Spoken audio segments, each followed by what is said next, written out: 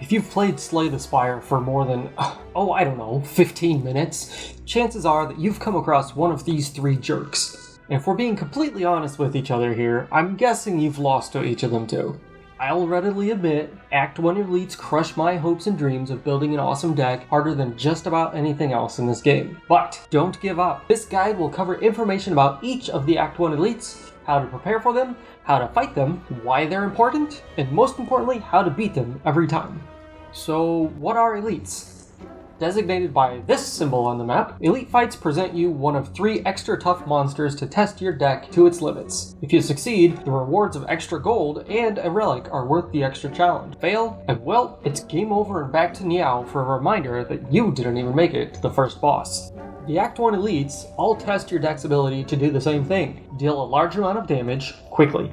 At the beginning of the act, it's crucial to pick up at least 1, ideally 2, high damage output cards. To get an idea on how to fight elites, let's take a look at each one individually and break down their moves. And let's start with everyone's favorite run ender, the Gremlin Knob.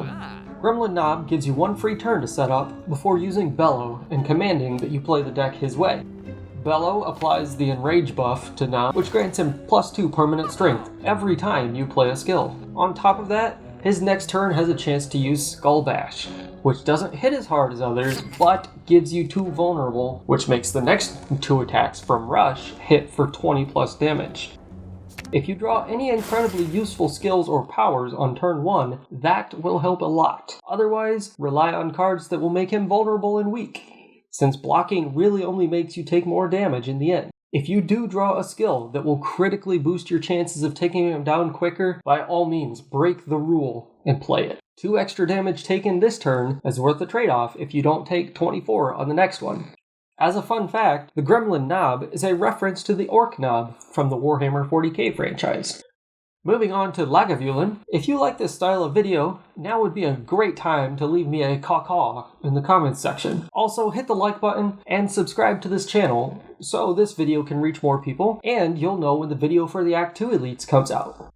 Once again, with Laga, the key here is to hit as hard as possible quickly. Luckily, with Laga, we're given 3 setup turns as long as we don't deal any damage. Don't let this fight drag on too long, or you won't have any strength left to deal any damage at the end. This fight is a prime example of health being an expendable resource, just like gold. Well, what do I mean by that? You spend some of your health in order to deal more damage at opportune times so that you don't end up taking any damage on later turns. Fun fact, Lagavulin is a distillery in Scotland that makes single malt Scotch whiskey. Finally, we have the Sentry.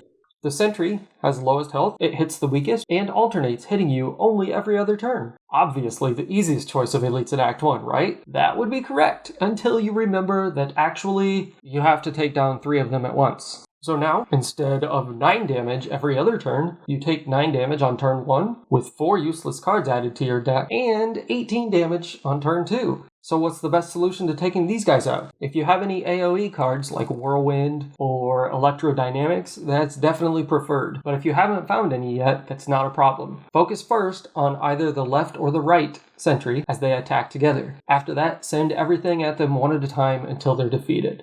Make sure you don't let your deck get too clogged with days, or you may end up taking a lot of damage waiting to get a decent card. Before I give you secret information about yet another elite event in Act 1, I'd like to know your preferences. Along with your caw-caws in the comments section, let me know if you want the next video to focus on Act 2 elites, or if you'd like more videos on Act 1, like hallway fights and events. So other than finding elites under their map token, you might also run into an elite with the Dead Adventurer event. Pay close attention to the wording here, as this will tell you which elite is going to come up. Also note that if you grab the relic before the elite shows up, you're not going to find another one at the end of the fight, which means you can absolutely take that elite and run away without a fight. Another helpful hint, if you can take Niao's Blessing for 1 hit point enemies in their first 3 combats, check to see if there's any way you can snipe an elite and take the risk. It's well worth the free relic to do so. Finally, remember that taking on elites early can really help to set you up for big success in Act 2, as you'll have many more helpful relics. And that's how to set yourself up to beat Act 1 elites every time, and to take them on with confidence. Thanks for watching, come back soon for a video on Act 2 elites. In the meantime, YouTube recommends the video on the left based on your watch preferences, and I recommend you to check out the full Slay the Spire playlist on the right. Take care, and I'll see you soon.